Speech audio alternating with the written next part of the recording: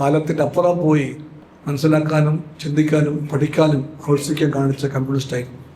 അവരിൽ ഏറ്റവും എളിയവരെ പോലും സമന്മാരായി കണ്ടുകൊണ്ട് അവരുമായി പ്രവർത്തിക്കുന്നതിനും അദ്ദേഹത്തിന് കഴിഞ്ഞു എന്നുള്ളത് വലിയൊരു അറിവായിരുന്നു.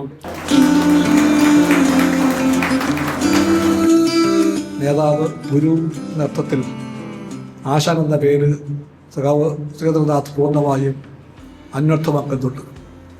ആശാൻ്റെ ജന്മശതാബ്ദിയുമായി ബന്ധപ്പെട്ട് ഒരു സ്മരണിക പുറത്തിറക്കണമെന്ന് ട്രസ്റ്റ് ആലോചിക്കുകയും അത് സമയബന്ധിതമായി ആ പ്രവർത്തനം നടത്തി ഇന്നിപ്പോൾ അത് പ്രകാശനം ചെയ്യാൻ കഴിയുന്ന തരത്തിലായിട്ടുണ്ട്.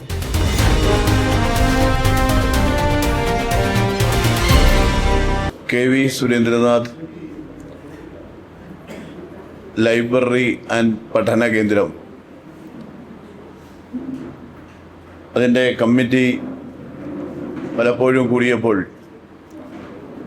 ആശാനുമായി ബന്ധപ്പെട്ടുള്ള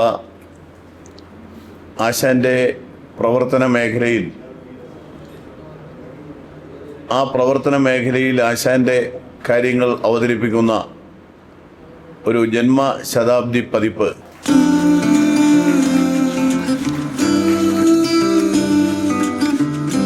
ആശാൻ്റെ ജന്മശതാബ്ദിയുമായി ബന്ധപ്പെട്ട്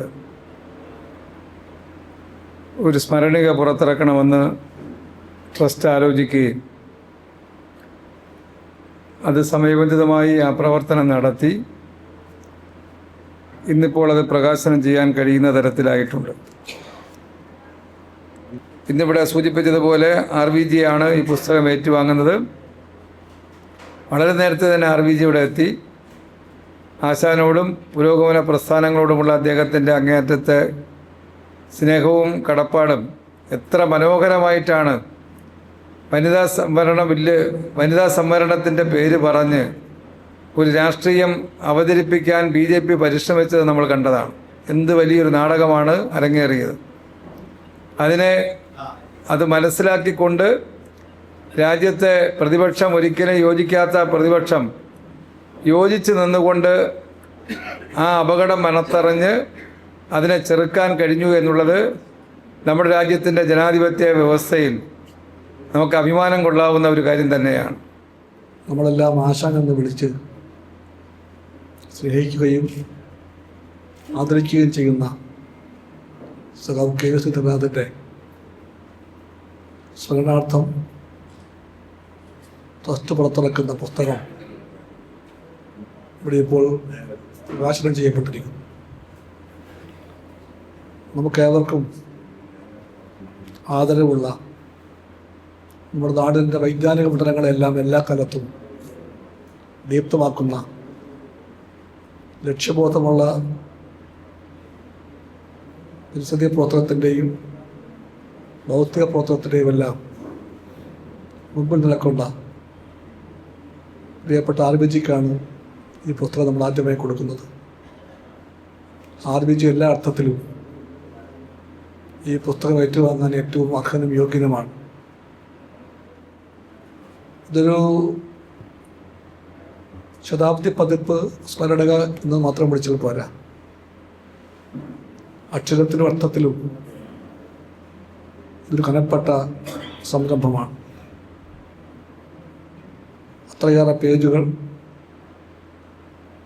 നല്ല ഉള്ളടക്കം, അതിമനോഹരമായ അച്ചടി ആവിഷ്കാരം എല്ലാം കൊണ്ട് ആർക്കും സൂക്ഷിച്ചു വെക്കാൻ തോന്നുന്ന പുസ്തകം മാറിയിട്ടുണ്ട്. അതിൻ്റെ കാര്യം അനിലിവിടെ പറഞ്ഞു. ഒട്ടും ലളിതമല്ല ഇത്. അത്യധ്വാനം വേണ്ടി വന്നിട്ടുണ്ട്. ആശാൻ എന്തെല്ലാം തരത്തിൽ നമ്മളിപ്പോഴും നയിക്കുന്നുവെന്ന് പറയാതിരിക്കാനാകുന്നില്ല. ശരിക്കും ആശാൻ ഇന്ന് കൂടെയില്ലെങ്കിലും പലപ്പോഴും നമുക്ക് ആശാൻ അനുഭവപ്പെടാറുണ്ട്. നമ്മൾ ആശാൻ ഓർക്കാറുണ്ട്, ആ സാന്നിധ്യം കൊതിക്കാറുണ്ട്, ആ സ്നേഹം, ആ ശാസന എല്ലാം ഓർക്കാറുണ്ട്. ഇദ്ദേഹത്തെ പറ്റി എല്ലാവർക്കും അറിയാം. അന്നത്തെ കാലത്ത് ഭരണത്തിൻ്റെ സംവിധാനത്തിലെ ഏത് വലിയ പദവിക്കും അർഹതയുണ്ടായിട്ടും അതിന് അടിത്തറയൊരുക്കിയ പരീക്ഷകൾ 1-ാം ക്ലാസ്സിൽ 1-ാം റാങ്കോടെ സ്വർണ്ണ മെഡലുമായി വാങ്ങി ജയിച്ചിട്ടും ആശാൻ ആ വഴിക്ക് പോയില്ല. ആ വഴി ഉണ്ടെന്ന് അറിയാത്തതുകൊണ്ടല്ല, ആ വഴി ഉണ്ടെന്ന് അദ്ദേഹത്തെ അറിയാം. പക്ഷെ തൻ്റെ വഴി അതല്ല എന്ന് ആശാന് ബോധ്യമുണ്ടായിരുന്നു. ആശാൻ തീരുമാനിച്ചത് തന്നെ കാത്തിരിക്കുന്ന വേറൊരു വഴിയാണ്. ആ വഴി ത്യാഗവും സഹനവും ആവശ്യപ്പെട്ട വഴിയാണ്. ആ വഴിയിൽ മർദ്ദനവും എതിർപ്പുകളുമെല്ലാം പതിയിരിക്കുന്നുണ്ട്. കമ്മ്യൂണിസ്റ്റ് പാർട്ടി നിരോധിക്കപ്പെട്ട പാർട്ടിയാണ്. ആ പാർട്ടിയിൽ പ്രവർത്തിച്ചത് ഇന്ന് ഒന്നും ഇന്നത്തെ പോലെയല്ല. ഇന്ന് എന്തെങ്കിലുമൊക്കെ ചിലപ്പോൾ പ്രതീക്ഷിച്ചേക്കാം, നാളെ വല്ലത് കായാക്കാമെന്ന്. ഒന്നും ആകാൻ പറ്റില്ല. കിട്ടാൻ സാധ്യതയുള്ളത് ജയിൽവാസമാണ്, മർദ്ദനമാണ്, മരണമാണ് എന്ന് പോലും അറിഞ്ഞുകൊണ്ട് ഇത്രയേറെ യോഗ്യതയുള്ള ഒരാൾ എൻ്റെ വഴി ആ വഴിയാണെന്ന് പറഞ്ഞു പോകുന്നെങ്കിൽ ആ ആൾ ധീരനായിരിക്കും. ആ തലമുറയിൽപ്പെട്ട എല്ലാ നേതാക്കളെയും പോലെ സഖാവ് സുരേന്ദ്രനാഥ് ധീരനായിരുന്നു. ആ ധൈര്യം അദ്ദേഹം വിളംബരം ചെയ്യാറില്ല. താനൊരു കാര്യം ചെയ്യുന്ന ഭാവവും കാണിക്കാറില്ല. എല്ലാ ഘട്ടങ്ങളിലും നമുക്കറിയാം അദ്ദേഹം ജനങ്ങളുടെ കൂടെയായിരുന്നു. അവരിൽ ഒരാളായിട്ടല്ലാതെ ആശാൻ തന്നെ കണ്ടിട്ടേയില്ല. പ്രായഭേദം ബാധകമല്ല. എല്ലാവരുടെയും കൂടെ കൂടാൻ, തോളിൽ കൈയിടാൻ ആശാന്റെ മനസ്സുണ്ടായിരുന്നു. ആശാൻ ഇവിടെ പാർട്ടി ഓഫീസിന് അടുത്തുള്ള പഴയ ഒരു ബിൽഡിങ്ങിൽ, ഒരു ഇരുനില കെട്ടിടത്തിൽ ആസ്ഥാനമാക്കി ലോക മാർക്സിസ്റ്റ് റിവ്യൂ എന്ന ഒരു താത്വിക പ്രസിദ്ധീകരണം പുറത്തിറക്കുന്ന കാലത്ത് ആശാന്റെ കൂടെ നഗരത്തിലെ വിവിധ കോളേജുകളിൽ ഒരു പറ്റം വിദ്യാർത്ഥികളുണ്ടായിരുന്നു. അവരെല്ലാവരും ആശാന്റെ വാക്കിനെ അവസാന വാക്കായി കണ്ടവരാണ്. ആശാൻ പറഞ്ഞാൽ അവരെന്തും ചെയ്യുമായിരുന്നു. ചുറ്റും അവനുണ്ടായിരുന്നു. ആ വിദ്യാർത്ഥികളെ ചേർത്ത് നിർത്തിക്കൊണ്ട് ആശാൻ അന്നിറക്കിയ ആ ചെറിയ പുസ്തകം മാർക്സിസ്റ്റ് വീക്ഷണം, അത് ലൈബ്രറിയിൽ കാണും മിക്കവാറും പാർട്ടി ഓഫീസിൽ. അതൊരു വലിയ സൂചനയാണ്. ആശാൻ ചിന്തിച്ച പ്രവർത്തിച്ച വഴി, ആ വഴിയിലെ ദൂരക്കാഴ്ച, ത്യാഗബോധം, അതെല്ലാം കൊണ്ട് അത് നോക്കി മനസ്സിലാക്കാനായി. ആശാന്റെ എല്ലാ പ്രത്യേകതയും ഞാൻ പറയാൻ പോകുന്നില്ല, എല്ലാവർക്കും അതൊക്കെ അറിയാം. ഒരു കാര്യം പറയാതിരിക്കാൻ പറ്റുന്നില്ല, ആശാൻ MLA ആയിരുന്നു, MP ആയിരുന്നു. പക്ഷെ അതിനൊന്നും ഒരു ഭാവം ആശാൻ കാണിച്ചിട്ടേ ഇല്ല. MP ആയപ്പോഴും MLA ആയപ്പോഴും ഒക്കെ ആശാൻ ഏകനായി നടന്നു പോകും ഈ വഴിയിൽ കൂടി. പ്രത്യേക താളത്തിൽ കൈവീശിക്കൊണ്ട് തല മെല്ലെ ചരിച്ചു പിടിച്ച് സന്ധ്യ കഴിയുമ്പോൾ 8 മണിക്ക് മുമ്പായിട്ട് ആശാൻ പോകുന്ന പോക്ക് നമ്മളെല്ലാം കണ്ടു കാണും. നേരെ ചെന്നിട്ട് വിളിച്ച ആശാൻ നിൽക്കും, വർത്തമാനം പറയും, ആശാൻ നടന്നു പോകും വീണ്ടും. ഒരു പത്രാസോ പദവിയുടെ ബോധമോ ഒന്നും ആശാനെ ഒട്ടും മലിനമാക്കിയിട്ടില്ലായിരുന്നു. ജീവിതാന്ത്യം വരെ ആശാൻ കമ്മ്യൂണിസ്റ്റായിരുന്നു. ഓരോ അർത്ഥത്തിലും ഓരോ വാക്കിലും കമ്മ്യൂണിസ്റ്റായിരുന്നു. ആ കമ്മ്യൂണിസ്റ്റിൻ്റെ നൈർമല്യം ജീവിതപഥമാക്കി ആശാൻ സ്വീകരിച്ചു. അതെല്ലാം നമുക്കറിയാം, അത് ഞാൻ പറയേണ്ട കാര്യമില്ല. ആശാന്റെ പട്ടികതയെപ്പറ്റി ഒന്നും പറയാതെ പോകുമ്പോഴും ഒരു കാര്യം പറയാൻ തോന്നിപ്പോവുകയാണ്, പറയാതിരിക്കാൻ പറ്റില്ല. മറ്റൊന്നുമല്ല, നമ്മളിന്ന് പറയുന്നുണ്ട് ആഗോള താപനത്തെപ്പറ്റി, കാലാവസ്ഥാ മാറ്റത്തെപ്പറ്റി, പരിസ്ഥിതിയെപ്പറ്റി. ഒരു മാർക്സിസ്റ്റിന് പരിസ്ഥിതി ബോധം ഇത്രമാത്രം നിർബന്ധമായും വേണം എന്ന കാര്യമടക്കം നാം പറയാറുണ്ട്. അതൊന്നും ലോകം അറിയാത്ത കാലത്ത്, അറിയാമല്ല, പണ്ഡിതന്മാർക്കും അറിയാമായിരിക്കാം, പക്ഷേ പൊതുസമൂഹത്തിൽ ആ വാക്കൊന്നും ആരും ഗൗരവമായി കാണാത്ത കാലത്ത് ആശാൻ അതേപ്പറ്റി കാലത്തിൻ്റെ അപ്പുറം പോയി മനസ്സിലാക്കാനും ചിന്തിക്കാനും പഠിക്കാനും ഔത്സുക്യം കാണിച്ച കമ്മ്യൂണിസ്റ്റായിരുന്നു. ആ പരമ്പരയിൽ CPIക്ക് എന്നും എവിടെയും പറയാൻ പറ്റും, തല നിവർത്തിപ്പിടിച്ച് വഴി കാണിച്ച എല്ലാവരും തന്നെ CPIക്കാരായിരുന്നു കേരളത്തിൽ. എല്ലാവരും തന്നെ. ആശാൻ, ശർമാജി, അച്യുതമേനോൻ, ബാലറാം, അവരാണ് കേരളത്തിലെ രാഷ്ട്രീയത്തിൽ നിന്നുകൊണ്ട് തന്നെ പൂർണ്ണ സമയത്തിലുള്ള സമീപമുള്ള പാർട്ടി പ്രവർത്തനം ചെയ്യവേ തന്നെ അവർ പരിസ്ഥിതിയെപ്പറ്റി വ്യാകുലപ്പെട്ടു, ഭൂമിയെപ്പറ്റി വേദനിച്ചു, മനുഷ്യവംശത്തിൻ്റെ ഭാവിയെപ്പറ്റി അവർക്ക് ഉത്കണ്ഠയുണ്ടായിരുന്നു. ആ ഉത്കണ്ഠ മാത്രം പറഞ്ഞ് അവസാനിപ്പിച്ചില്ല അവർ ആ ചോദ്യം ചോദിച്ചു. വൈ എന്ന ചോദ്യം, എന്തുകൊണ്ടുണ്ടാകുന്നു, ഈ കാലാവസ്ഥ മാറ്റത്തിന് കാരണം എന്താണ്? അതേപ്പറ്റി ചോദിക്കാൻ തയ്യാറായ ആ ഒരു വീക്ഷണമാണ് അവരിലെ കമ്മ്യൂണിസ്റ്റുകാരെ, മാർക്സിസ്റ്റുകാരെ മഹത്വമുള്ളവരാക്കി മാറ്റിയത്. ആ പരമ്പരയിൽ ആശാൻ്റെ പേര് വലിയ പേരാണ്. RBGയും സുധകുമാരി ടീച്ചറും അടക്കമുള്ള പലരും പലപ്പോഴായി പല വേദികളിലും, രാഷ്ട്രീയ വേദികളല്ല, പരിസ്ഥിതി വേദികളിൽ അഭിമാനപൂർവ്വ പേരൊക്കെ പറയുമ്പോൾ ആശാൻ്റെ പേര്, സൽമാജിയുടെ പേര്, അച്യുതമേനോൻ്റെ പേര്, അതെല്ലാം പറയുമ്പോൾ അത് കേട്ടിരുന്ന അഭിമാനം കൊണ്ട ഒരു പാർട്ടി പ്രവർത്തകനാണ് ഞാൻ. നമ്മുടെ പാർട്ടിയെപ്പറ്റി തീർച്ചയായിട്ടും അഭിമാനിക്കാൻ അവകാശമുണ്ട്. അതാണ് മാർക്സിസത്തിൻ്റെ പ്രയോഗത്തിൻ്റെ വഴിയെന്ന് അവർക്ക് ബോധ്യമുണ്ടായിരുന്നു. മനുഷ്യരെയും ജീവിതങ്ങളെയും കശിക്കുന്ന യുദ്ധങ്ങളെല്ലാം തെറ്റാണെന്ന് പറയുന്ന മാർപ്പാപ്പയെ ലോകം അറിയുന്നുണ്ട്. ഈ വലിയ മാറ്റത്തിൻ്റെ പശ്ചാത്തലമുണ്ട്. ആശാനെ പറ്റിയുള്ള ഓർമ്മയ്ക്കെന്ന് ഞാൻ പറയുകയാണ്. ആശാൻ സ്മരണയെ പറ്റി ചിന്തിക്കുമ്പോൾ ഈ ഒരു പശ്ചാത്തലം കൂടി അറിയാതെ പറഞ്ഞുപോയി അവിടെ ഞാൻ നിർത്തുന്നു. അതിൻ്റെ എല്ലാ വൈപല്യവും ആഴവും അറിഞ്ഞുകൊണ്ട് കമ്മ്യൂണിസ്റ്റുകാരെ ആ വഴിക്ക് നയിക്കാൻ എന്നും ഔത്സുക്യം കാണിച്ച നേതാവ്, ഗുരു എന്ന അർത്ഥത്തിൽ ആശാൻ എന്ന പേര് സഖാവ് ശ്രീധരനാഥ് പൂർണ്ണമായും അന്വർത്ഥമാക്കുന്നുണ്ട്. അതിൻ്റെ ഭാഗമായിട്ടുള്ള പുസ്തകമാണ്, സ്മരണകയാണ് ഇവിടെ ഇപ്പോൾ പുറത്തു വന്നിരിക്കുന്നത്. എല്ലാവരും അത് വാങ്ങിക്കണം, വായിക്കണം എന്ന് അഭ്യർത്ഥിക്കുന്നു. വനിതാ സംവരണ ബിൽ. ഇവിടെ അനിൽ പറഞ്ഞു, നാടകം എന്നൊരു വാക്ക് പറഞ്ഞു. ആ വാക്കാണ് പറയേണ്ടത്. ആദ്യന്തം അതുമായി ബന്ധപ്പെട്ട് BJP കളിച്ചത് മുഴുവൻ നാടകമായിരുന്നു.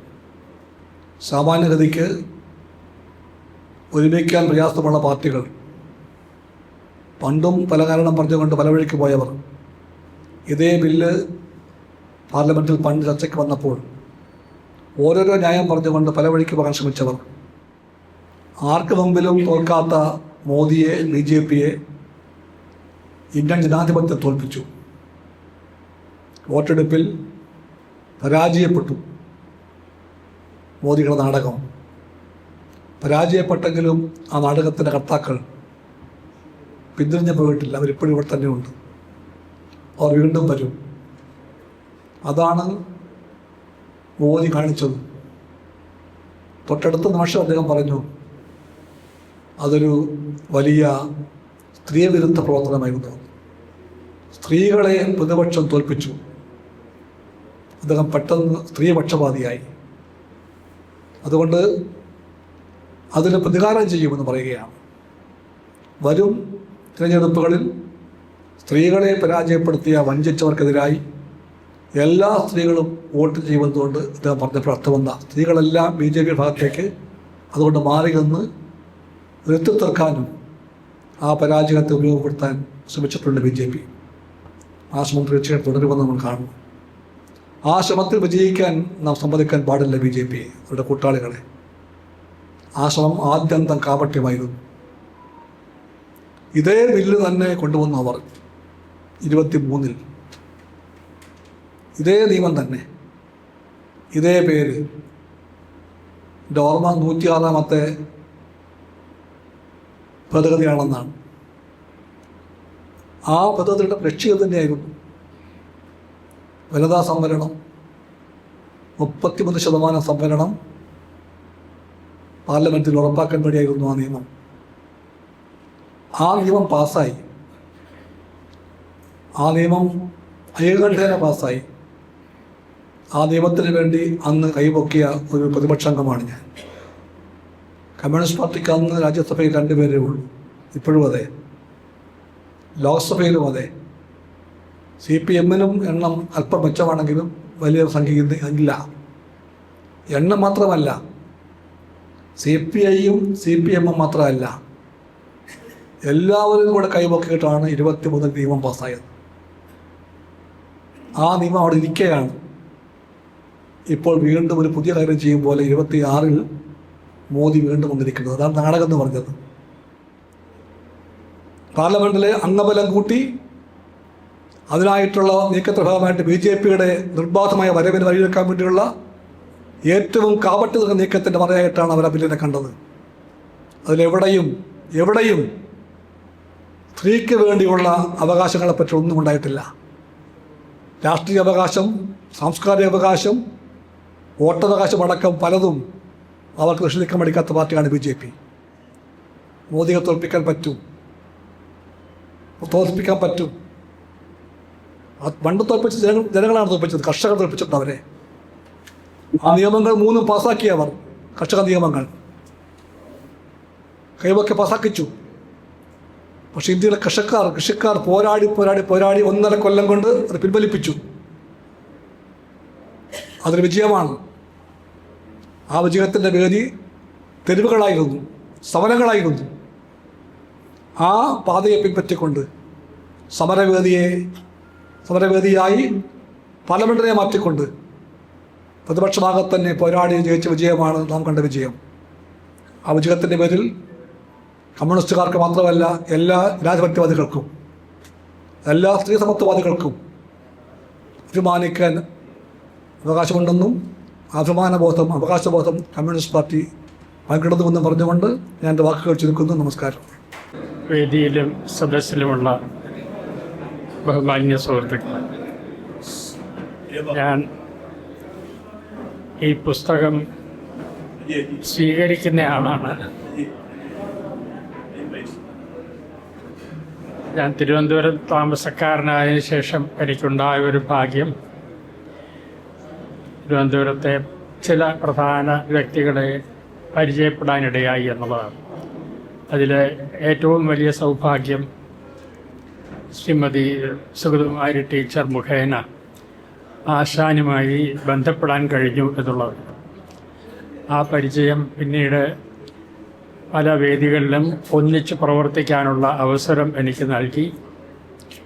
സൈലന്റ് വാലി പ്രോജക്റ്റിനെതിരായിട്ടുള്ള പ്രക്ഷോഭത്തിൻ്റെ ഭാഗമായി, അതുപോലെ അട്ടപ്പാടിയിലെ പ്രകൃതി പുനരുജ്ജീവന പ്രവർത്തനങ്ങളിൽ സുഗതകുമാരി ടീച്ചറോടൊപ്പം ആ പ്രോജക്റ്റ് ചെയ്യുന്നതിൽ ആശാൻ്റെ മാർഗദർശിത്വവും പങ്കാളിത്തവും ഉണ്ടായിരുന്നു. ഈ രീതിയിൽ അദ്ദേഹവുമായി അടുത്ത് പ്രവർത്തിക്കാൻ കഴിഞ്ഞതിലൂടെ പുതിയ അറിവുകളും കാഴ്ചപ്പാടുകളും വളർത്തിയെടുക്കാൻ എനിക്ക് സാധിച്ചു. ഇവിടെ ശ്രീ ബിനോയ് വിശ്വം സൂചിപ്പിച്ചതുപോലെ ഒരു നല്ല രാഷ്ട്രീയ പ്രവർത്തകനും, ഒരു ഉയർന്ന രാഷ്ട്രീയ പ്രവർത്തകനും നല്ല കമ്മ്യൂണിസ്റ്റുകാരനുമായിരിക്കുമ്പോൾ തന്നെ പ്രകൃതി സ്നേഹിയാകാൻ കഴിയുമെന്നും, അതുപോലെ വികസനത്തിൻ്റെ പേരിൽ പ്രോജക്റ്റുകൾ നടപ്പാക്കുമ്പോൾ അവ പ്രകൃതി വിരുദ്ധവും ജനവിരുദ്ധവും ആകാതെ സൂക്ഷിക്കണമെന്നും വിശ്വസിക്കാനും അതനുസരിച്ചുള്ള ആദർശം മുറുകെ പിടിക്കാനും ആ ആദർശത്തിലേക്ക് സ്വന്തം സഹപ്രവർത്തകരെയും പാർട്ടിക്കാരെയും കൊണ്ടുവരാനും വലിയൊരളവിൽ ആശാന് കഴിഞ്ഞിരുന്നു. അതുപോലെ തന്നെ ഇവിടെ സൂചിപ്പിച്ചതുപോലെ അദ്ദേഹം MLA-യും MP-യും എല്ലാം ആയിരിക്കുമ്പോൾ തന്നെയും ഉന്നത പദവികളുടെ ധാടിമോടികളൊന്നുമില്ലാതെ അത് അദ്ദേഹത്തിൻ്റെ സ്വഭാവത്തെയോ പെരുമാറ്റത്തെയോ യാതൊരു വിധത്തിലും ബാധിക്കാതെ ഏറ്റവും സാധാരണക്കാരുമായി ഒത്ത് പ്രവർത്തിക്കുന്നതിനും ജീവിക്കുന്നതിനും അവരിലേറ്റവും എളിയവരെ പോലും സമന്മാരായി കണ്ടുകൊണ്ട് അവരുമായി പ്രവർത്തിക്കുന്നതിനും അദ്ദേഹത്തിന് കഴിഞ്ഞു എന്നുള്ളത് വലിയൊരു അറിവായിരുന്നു എന്ന് തന്നെയുമല്ല, എന്നെപ്പോലെയുള്ള സാധാരണക്കാർക്ക് മാത്രമല്ല രാഷ്ട്രീയ പ്രവർത്തകർക്കും വലിയൊരു മാതൃകയുമായിരുന്നു. അതുകൊണ്ട് തന്നെ അദ്ദേഹത്തിൻ്റെ ശതാബ്ദി വേളയിൽ പ്രസിദ്ധീകരിക്കുന്ന ഈ പുസ്തകം അദ്ദേഹത്തെക്കുറിച്ചുള്ള ഓർമ്മകൾ പുതുക്കുന്നതിനും അദ്ദേഹത്തിൻ്റെ ജീവിതത്തെ നമ്മുടെ ജീവിതത്തിന് ഒരു മാതൃകയാക്കി തീർക്കുന്നതിനും നമ്മെ എല്ലാവരെയും സഹായിക്കട്ടെ എന്ന് ഞാൻ ആശംസിക്കുന്നു. നന്ദി.